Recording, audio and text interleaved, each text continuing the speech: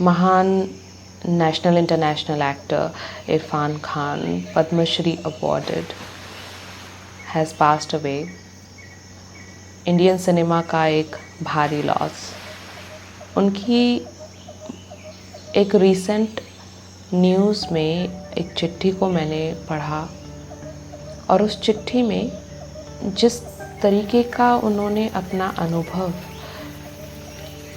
बयां किया कि मौत का जो अनुभव होता है वो कैसा होता है, और मौत के नज़दीक जब व्यक्ति कोई होता है तो उसकी मानसिक अवस्था किस प्रकार की हो सकती है, तो अपने पर्सनल अनुभव को उन्होंने उसमें बताया।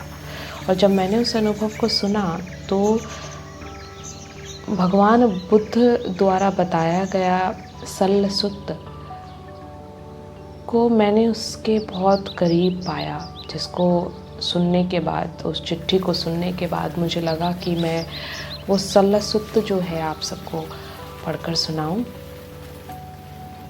तो सल सुत्त इस प्रकार से है।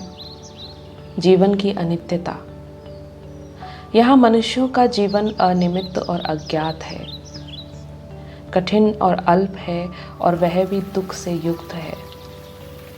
यहाँ मनुष्यों का जीवन अनिमित्त और अज्ञात है, कठिन और अल्प है और वह भी दुख से युक्त है।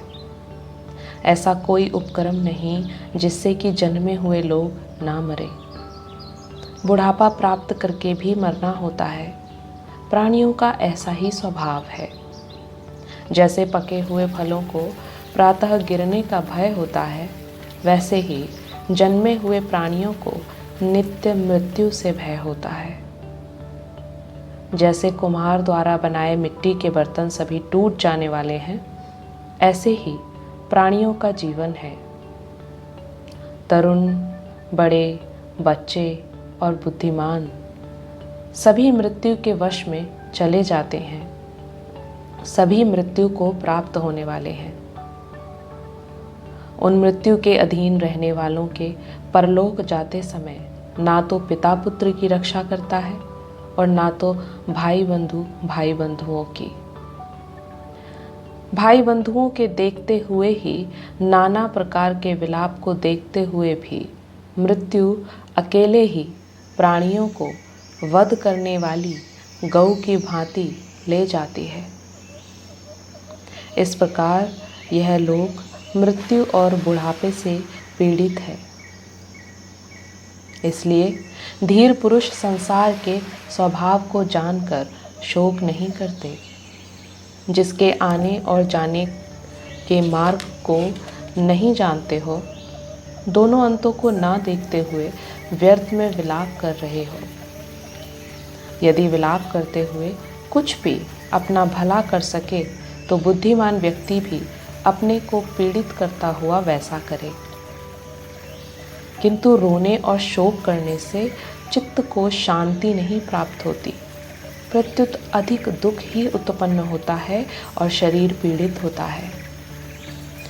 अपने आप को पीड़ित करते हुए व्यक्ति कृश और कुरूप हो जाता है। उससे प्रेत्यों का पालन नहीं होता। विलाप करना निरर्थक है। जो व्यक्ति शोक को नहीं छोड़ता है, वह अत्यधिक दुख को प्राप्त होता है। मरे हुए व्यक्ति के लिए पश्चाताप करते हुए शोक के ही वश में पड़ जाता है।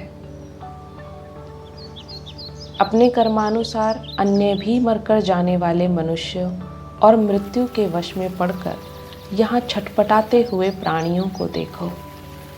मनुष्य जिस जिस बात को अच्छा समझता है वह उससे भिन्न हो जाती है। इस प्रकार के वियोग और लोक के स्वभाव को देखो। यदि मनुष्य 100 वर्ष या उससे अधिक जीवित रहे तो भी वह भाई बंधुओं से अलग हो जाता है और यहाँ जीवन को छोड़ देता है। इसलिए अरहत के उपदेश को सुनकर विलाप करना छोड़ मरे हुए प्रेत्य व्यक्ति को देखकर सोचे कि वह अब फिर मुझे नहीं मिलेगा। जिस प्रकार आग लगे घर को पानी से बुझाए, ऐसे ही धीर प्रज्ञावान, बुद्धिमान और कुशल नर उत्पन्न शोक को शीघ्र उसी ही तरह नष्ट कर देता है जैसे कि वायु रुई को उड़ा ले जाए। अपना सुख चाहने वाला मनुष्य शल्य रूपी रोना, विलाप करना और मानसिक दुख को निकाल दे। जो शल्य रहित है, अनासक्त है और चित्त शांति को प्राप्त है, वह सब शोक से परे हो, शोक रहित हो, शांत होता है।